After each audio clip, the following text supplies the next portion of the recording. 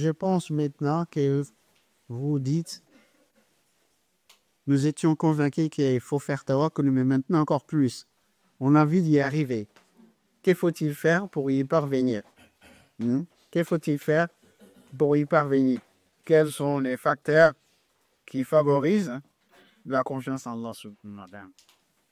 En fait, en réalité, il faut savoir que la confiance est la conséquence des connaissances. Vous ne pouvez pas faire confiance à quelqu'un que vous ne connaissez pas. Vous êtes d'accord avec moi? Parce que si maintenant qu'il y a un frère, mashallah, avec une longue barbe, avec un turban, avec un camis tout blanc, visage lumineux, ou une sœur avec un djilbab, un visage lumineux, qui vient, qui dit, écoutez mes frères et sœurs. Le prophète sallallahu alayhi wa sallam a dit, aucun d'entre vous ne sera un véritable croyant tant qu'il n'aimera pas pour son frère ce qu'il aime pour lui-même. Et moi, étant donné que vous êtes mes frères et mes sœurs dans la foi, j'aime pour vous ce que j'aime pour moi-même, j'ai un projet. Un projet que je vous assure qui va vous rapporter à 1000%. Hein? Vous investissez dans ce projet à 1000%. Ça va vous faire rapporter mes prix. Comme je ne vais pas être égoïste, mais regardez ces projets qui sont pour moi, j'ai envie de partager avec vous. Alors, rentrez chez vous, apportez-moi vos économies, on va investir dans ces projets. Qui d'entre vous va lui donner? Qui d'entre vous va lui donner? Personne va lui donner? Mais pourquoi vous ne lui donnerez pas? On ne les connaît pas, voilà. Non, parce qu'on ne les connaît pas. Ben, effectivement. Donc, premier facteur pour que vous parveniez à connaître, à placer votre femme entière en confiance en Allah, il faut apprendre à connaître Allah. Il faut apprendre à connaître Allah. Parce que, en réalité, quand on apprend une connaissance suffisante d'Allah, on aura du mal à placer notre entière confiance en Allah. Mais par contre, on ne peut pas parvenir à le connaître. On ne peut pas parvenir à le connaître comme il conviendrait qu'on le connaisse sans lui faire confiance, sans l'aimer. Lorsqu'on parviendra à le connaître, on l'aimera forcément, on placera notre entière confiance en lui. Donc, premier facteur qui va nous aider à placer notre entière, c'est la connaissance d'Allah. Comment on apprend à connaître Allah? On apprend à connaître Allah à travers ses noms et ses attributs. Le fait de puisque les noms et les attributs d'Allah, Allah se présente en nous à travers ses noms et ses attributs.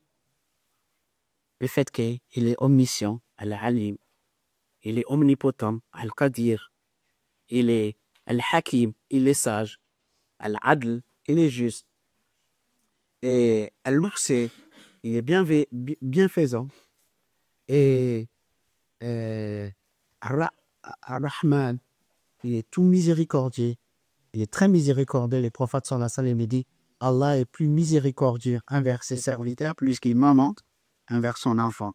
Donc lorsque tu apprendras réellement à connaître Allah à travers ses noms et ses attributs, à travers sa création, lorsque tu prends le temps de méditer et d'observer la création d'Allah, à travers ses actes, comment Allah agit envers nous. Donc, tu as appris réellement à connaître Allah subhanahu wa ta'ala. Donc, tu ne pourras pas parvenir à le connaître sans l'aimer. Mais si tu l'aimes, tu classeras ta copine en lui. C'est pour cela, Allah subhanahu wa ta'ala me dit dans les Coran, Fa'alam annahu la ilaha illallah wastaghfir lana. Sache que il n'y a pas une divinité à part Allah et demande pardon pour tes péchés.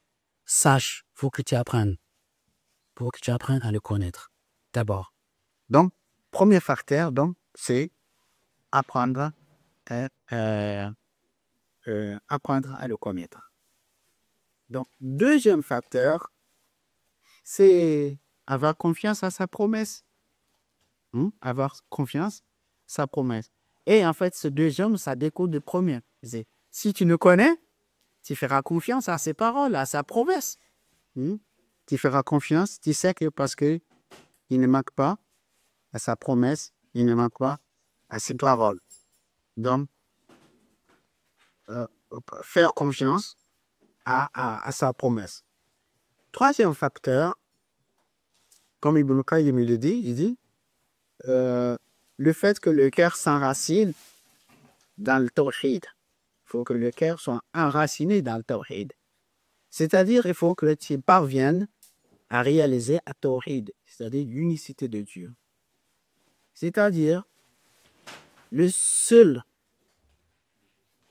créateur, le seul maître, le seul seigneur, le seul qui détient l'ordre, c'est Allah. Il ne faut pas que ça... Oui, tu peux, théoriquement, tu peux en être convaincu.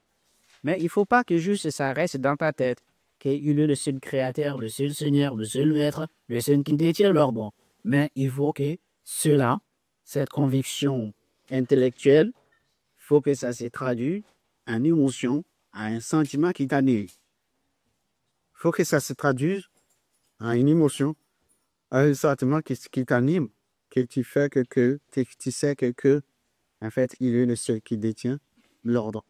Parce que tant que tu ne parviendras pas à cela, tu n'arriveras pas à placer entièrement ta confiance en lui. Vous savez, il y a 7 personnes dans la vie. Ils répartissent les tâches entre Dieu et l'autre. Par exemple, il y a des gens, quand ils ont des choses à faire, ils ont un projet, ils vont réfléchir et dire, en fait, telle chose, j'ai l'habilité et les compétences de réaliser moi-même. Je peux le faire moi-même. Telle autre chose, je ne sais pas faire, mais j'ai un ami, j'ai un cousin, j'ai un proche parent qui peut m'aider pour faire. Telle autre chose, j'ai une connaissance qui peut m'aider à le faire. Mais telle chose, il n'y a qu'Allah qui peut m'aider. Mais cette répartition-là, ça relève de l'ignorance. Même des choses que tu penses que tu peux le faire, des choses que tu penses que ton cousin ou ton ami peut le faire pour toi, telle autre chose que tu penses que tu es un connaissant qui peut le faire.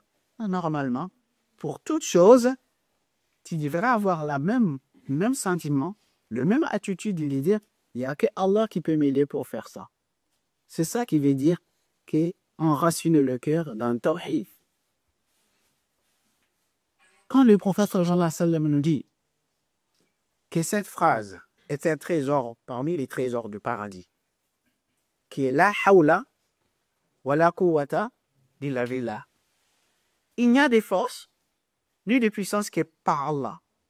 Donc, des choses que tu penses que tu pourrais faire toi-même, en réalité, si Allah t'enlève la force que Allah te donne, le pouvoir que Allah te donne, tu pourras faire. Des choses que tu penses ton cousin, ton ami, ton proche, il pourra les faire. Il est aussi faible que toi.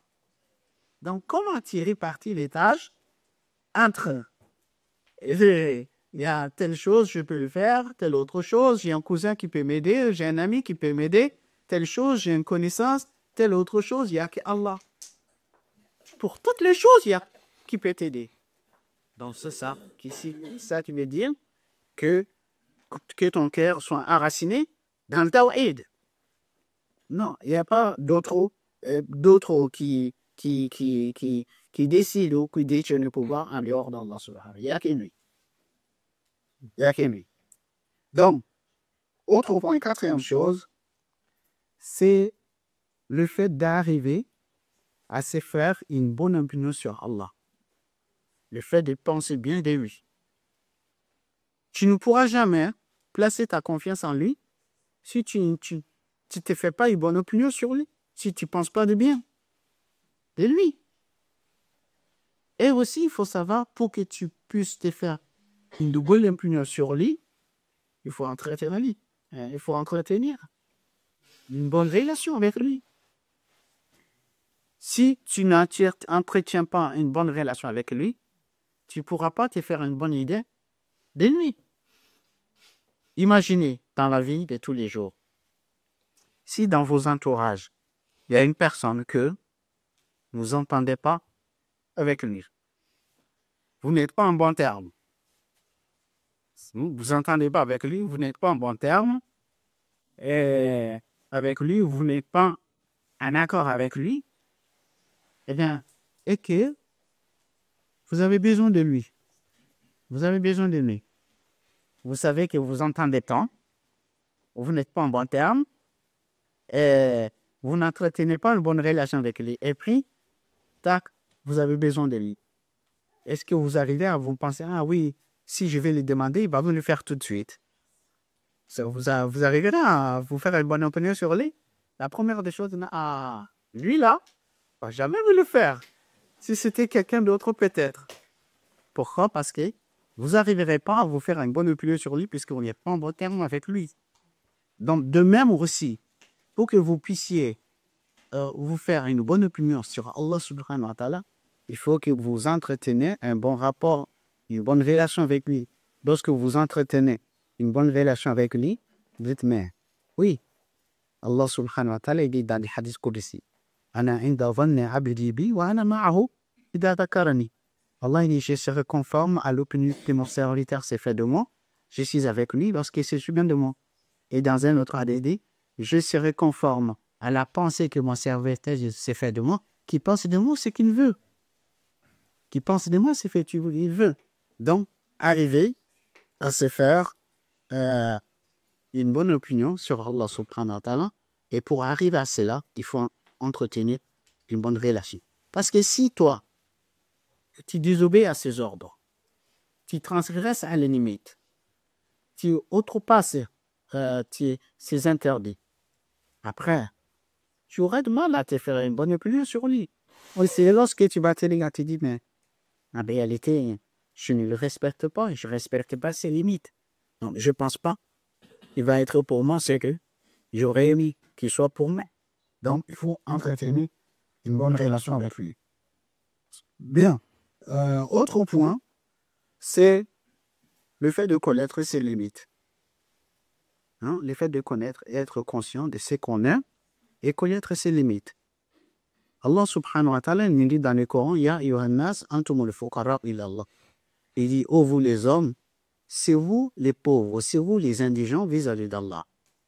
Donc quand Allah nous dit, c'est vous les pauvres, les indigents, il ne s'agit pas seulement de la pauvreté matérielle, c'est la pauvreté dans tous les sens du terme.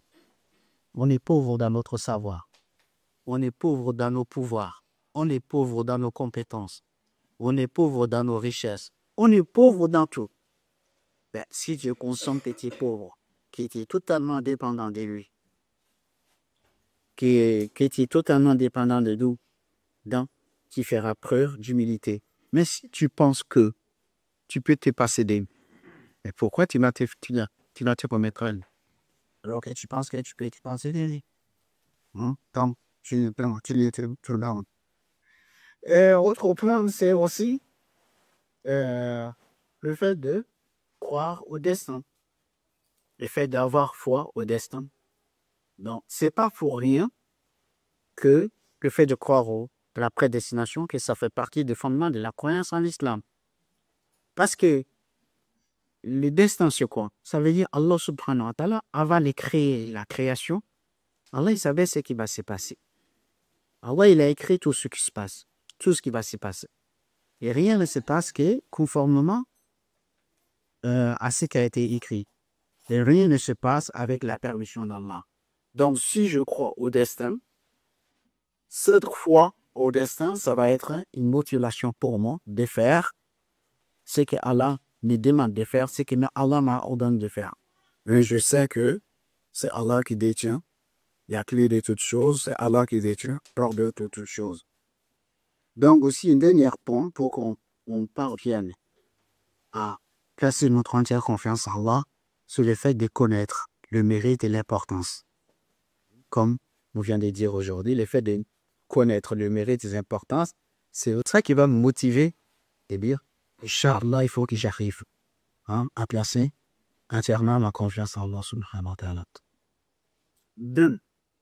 Maintenant, l'objet de la confiance, c'est-à-dire au sujet de quoi on a sans remettre à Allah, on doit faire confiance à Allah. En fait, on doit s'en remettre en Allah pour tout. Pour tout. que ça soit pour les choses de la vie d'ici-bas et aussi que ça soit pour les choses de notre vie future, de la vie de l'au-delà. Pour tout, on doit s'en remettre en Allah, on doit faire confiance en Allah. Ça veut dire, comme j'ai dit au début dans la définition, je fais recours aux mesures, j'entreprends le moyen, après je m'en remets. Par exemple, il y a une chose qui préoccupe beaucoup les gens. C'est la subsistance. Qu'est-ce qu'on va faire dans ces temps durs? Il y a beaucoup de chômage. La vie est devenue très très chère. Mais dans ça, je dois m'en remettre en là. On sait que chaque créature, Allah subhanahu wa ta'ala, il dit dans le Coran, il n'y a aucun être dont sa subsistance n'est comptable à Allah subhanahu wa ta'ala. Donc c'est Allah qui a accordé à chaque créature ce dont il a besoin. Mais cependant, Allah il nous a demandé de faire l'effort. Je fais l'effort, mais je reste confiant. Et dans toute chose de la vie d'ici-bas, je suis étudiant, je travaille, je revise pour mes examens, après je me remets à Allah. Je cherche un travail, je me lève le matin, je fais le nécessaire, après je fais confiance en Allah. Dans tout. Quand je suis malade, je vais me soigner. Je fais confiance en Allah subhanahu wa ta'ala que c'est Allah qui va me guérir. Et ainsi de suite. On doit faire confiance en Allah dans tout. Et aussi pour l'au-delà. Pour l'au-delà. J'ai envie de me lever la nuit pour prier, pour me rapprocher d'Allah. Je me couche tôt. Je règle mon réveil. Et Inch'Allah, je compte sur Allah que Allah va m'aider, Allah va me faciliter pour que je puisse me lever pour prier. Et j'ai envie d'apprendre le Coran. Je cherche un professeur qui va m'aider à apprendre. Je suis sérieux, je m'engage à être sérieux et je ferai l'effort. Après, je demande à Allah, je m'en remets à Allah, que c'est Allah qui va me faciliter. Je vais travailler. Et ainsi de suite. Pour tout, on doit s'en remettre à Allah subhanahu wa ta'ala. Il n'y a pas de sujet auquel on doit s'en remettre à Allah et d'autres qu'on doit s'en occuper soi-même. Non, pour tout, on doit s'en remettre à Allah subhanahu wa ta'ala. Maintenant, quelques exemples. Quelques exemples de gens qui se sont remis à Allah subhanahu wa ta'ala. Et comment Allah agit en Barat. Le premier exemple, c'est le prophète Ibrahim alayhi salatu wassalam. Et le prophète Ibrahim alayhi salatu wassalam, comme vous connaissez l'histoire, Allah il a envoyé à son peuple pour les appeler à abandonner l'idolâtrie, l'adoration des idoles. Mais son peuple, c'était les gens têtus qui ne voulaient rien entendre, parmi lesquels même son propre père. Ibrahim alayhi salatu wassalam, un jour, il décide de briser les idoles qu'ils adoraient en dehors d'Allah. Et son peuple, il décide de venger leurs idoles. Ils vont rassembler des bois pendant un mois. Ils vont faire vraiment un grand bûcher. Et tellement c'était immense. Et ils vont propulser Ibrahim dans le feu. Il ne pouvait pas s'approcher. Donc, dans certains récits, on dit que l'Ibrahim a été propulsé pour le jeter dans le feu. Il y a l'ange qui est venu vers lui. Il y a un Jibril qui dit, Ibrahim, as-tu besoin de monde? Veux-tu que je fasse quelque chose pour toi? Subhanallah, quelqu'un qui est dans le désert, on a propulsé, il est dans le désert, il va tomber dans le feu. Un ange, il vient, as-tu besoin de moi? Veux-tu que je fasse quelque chose pour toi? Regardez dans ces situations, quelqu'un d'aujourd'hui, pas un oiseau, il va s'accrocher à un oiseau. Pas. Mais Ibrahim alayhi salatu wassalam, il dit à l'ange, non, à toi, je n'ai pas besoin. Je n'ai pas besoin. Il dit, il sait mon état, il est au courant de mon état. Ça me suffit. Ça me suffit que mon Seigneur est au courant de mon état. Il dit, Hasbunallah wa ni'mal wakil. Allah me suffit. Et quel meilleur gars. Et c'est ça qu'il a dit, Ibrahim. Quand on l'a jeté, avant qu'il tombe dans le feu, quand là, je lui demande, as-tu besoin de moi? Veux-tu que je fasse quelque chose? Il dit non. Hasbunallah wa ni'mal wakil. Allah me suffit et quel meilleur grand.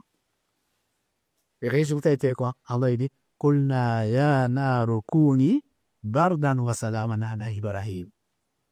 Nous dîmes au feu, sois fraîcheur et paix pour Ibrahim.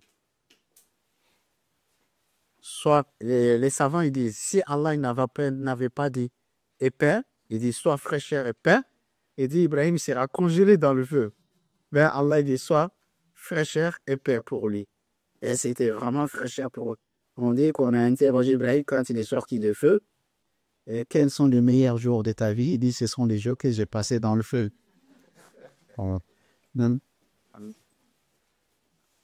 Et Allah me suffit. C'est ça vraiment le tawakkul au roi. Est-ce que nous, quand on serait dans cette situation, on sera à nous remettre à Allah, faire confiance à Allah subhanahu wa ta'ala? Donc, deuxième exemple, c'est l'épouse d'Ibrahim, alayhi salatu wassalam, Hajar. Ibrahim, par l'ordre de Dieu, il prend sa femme et son enfant. Hajar, il les laisse dans un désert. Il n'y a ni végétation, ni aucun signe de vie. Il la laisse toute seule avec son enfant dans ce désert, dans ce lieu désertique. Et non seulement qu'il a déposé dans ce lieu qu'il est resté avec lui quelques jours à le temps qu'elle trouve ses repères, mais il la dépose, il prend le chemin de Béthel. C'était l'ordre de Dieu. Hajar, elle suit Ibrahim. Oh Ibrahim, tu vas où? Ibrahim, pour qui tu me laisses ici? Ibrahim ne répond pas. Ibrahim, tu vas où? Tu me laisses pour qui ici? Ibrahim ne répond pas. Mais comme c'était une femme qui était croyante, qui avait confiance en Allah, qui sait que son mari n'aurait jamais agi de telle sorte si ce n'est pas l'ordre de Dieu. Donc, elle dit, Allahu amaraka bidalik. Et c'est Allah qui t'a ordonné de faire ça. Et c'est Allah qui t'a ordonné de faire ça. Ibrahim ne répond pas si, oui. Il répond pas, il dit même pas. On fait imaginer les placements qu'Ibrahim pourrait avoir dans le cœur. Parce qu'Ibrahim, il attendait impatiemment l'arrivée de cet enfant. Lorsque l'enfant arrive en vie, dans la vie, Ibrahim l'aurait aimé et jouir de cet enfant, mais Allah dit, il va l'éloigner, l'enfant et sa mère.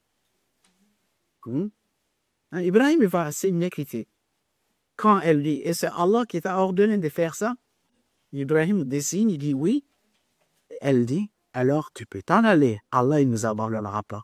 Subhanallah. Quelle confiance qu'elle avait, cette dame. Une femme toute seule dans le désert avec son enfant, elle dit à son mari, tu peux t'en aller. Allah, il ne nous abandonnera pas. Elle avait confiance en Allah ou elle n'en avait pas? Elle avait confiance en Allah. Et Allah, il dit, c'est lui qui place sa confiance en Allah, Allah, il est suffisant. Et lorsqu'elle va épuiser quelque peu d'approvisionnement qu'elle avait et de l'eau qu'elle avait, elle va s'élever dans la recherche de quelque chose. Elle va courir entre Safa et Marwa à 7 fois. Elle trouve rien, elle ne voit rien. Finalement, Allah va envoyer Jibril alayhi salatu wassalam, qui va faire jaillir la source des Zamzam. Et cette source des Zamzam qui va unir des gens qui vont s'installer aux côtés d'elle et qui va être l'origine de la Mecque. L'origine de la Mecque. Allah, il a abandonné nous, mais Allah, il a pris en charge. Allah, il a pris en charge. Parce que jamais on place sa confiance en Allah et que Allah nous abandonne. Troisième exemple, c'est un exemple de Moïse. Alayhi salatu wassalam, quand Allah subhanahu wa ta'ala a ordonné Moïse de quitter d'Égypte avec les enfants d'Israël. La nuit. Ils vont quitter la nuit. Ils vont suivre le chemin qu'Allah lui a indiqué. À un moment donné, Moïse et les enfants d'Israël vont se trouver face à la mer. Pharaon, quand il a appris qu'ils ont quitté l'Égypte, il va engager son armée à leur poursuite. Donc, à un moment donné, Moïse et les enfants d'Israël sont face à la mer. Ils n'ont aucun moyen d'embarcation. Pharaon arrive avec son armée. Ils sont face à la mer. Ils sont coincés. Ils n'ont pas d'échappatoire. Alors, en ce moment, les enfants d'Israël, ils vont commencer à crier. Inna la mudrakoun, ils vont le rattraper. Ils vont le rattraper. Moïse, qui avait confiance en Allah subhanahu wa ta'ala, qui avait la certitude de celui qui a confiance en Allah, et la confiance de celui qui a la certitude, il dit, quelle là? Mais non! Les enfants d'Israël, ils crient, ils disent, ils vont le rattraper. Moïse, il dit, mais non! Subhanallah, Moïse, comment mais non? On est face à la mer, ils arrivent, on n'a aucun moyen d'embarcation. Moïse, il dit, mais non! Inna ma'iya rabbi sayahdi. Mon Seigneur est avec moi, il me guidera. Et la suite, c'était quoi? On a dit de frapper la mer avec son bâton et 12 voies qui s'ouvrent dans la mer et il traverse avec les enfants d'Israël. Et lorsque Pharaon, son armée rentre dans les portes, Allah subhanahu wa ta'ala va écarter. Oui. Et le dernier exemple, c'est l'exemple de notre prophète Muhammad sallallahu alayhi wa sallam. Le prophète sallallahu alayhi wa sallam, lorsque Allah lui a donné l'ordre de quitter la Mecque, lorsque Allah il a donné l'ordre de quitter la Mecque, qu'est-ce que le prophète il va faire? Premièrement, il va demander à Ali de dormir dans son lit pour faire croire à ses ennemis qu'il est encore à la maison. Il est assis dans son lit. Il va dire à Ali de dormir dans son lit. Et il va sortir la nuit. Il sortira pas en pleine journée. Il va sortir la nuit, mais des jeunes gens qui étaient regroupés devant sa porte, qui attendaient sa sortie pour les tuer, Allah il va faire, ils ne le verront pas. Et il va sortir la nuit. Et ensuite, avec Abu Bakr, ils vont quitter la Mecque. Leur destination, c'est Médine. Médine, ils sont au nord. Alors maintenant, quelqu'un qui quitte Mecca pour aller à Médine, il se diriger vers le nord. Mais ils vont faire le contraire. Ils vont se diriger vers le sud. Ils vont aller se cacher dans une grotte, dans le sud de la Mecque. Donc, après, les Mecquois, ils vont les chercher partout, ils ne le trouveront pas.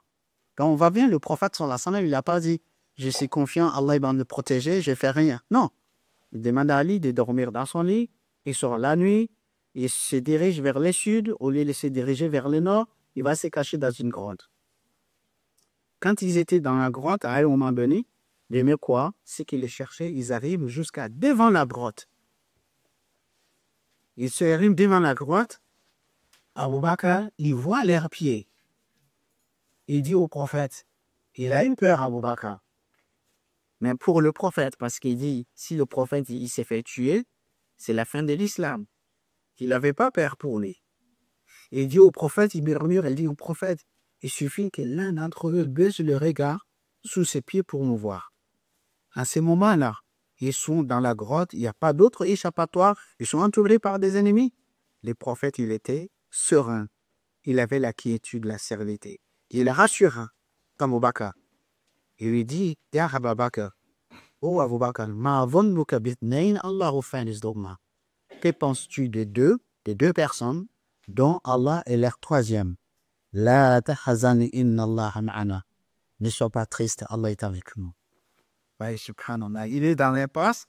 Il n'y a pas d'autre échappatoire. Les ennemis sont là. Il dit, ne sois pas triste, Allah est avec nous. Le conséquent, ces gens, ils avaient quitté la Mecque, sont venus jusqu'aux grottes. En fait, ils disaient, peut-être ils sont cachés là-bas. Mais quand ils sont arrivés jusqu'à devant la grotte, ils ne se sont pas donné l'appel d'y rentrer pour voir s'il y a quelqu'un ou pas.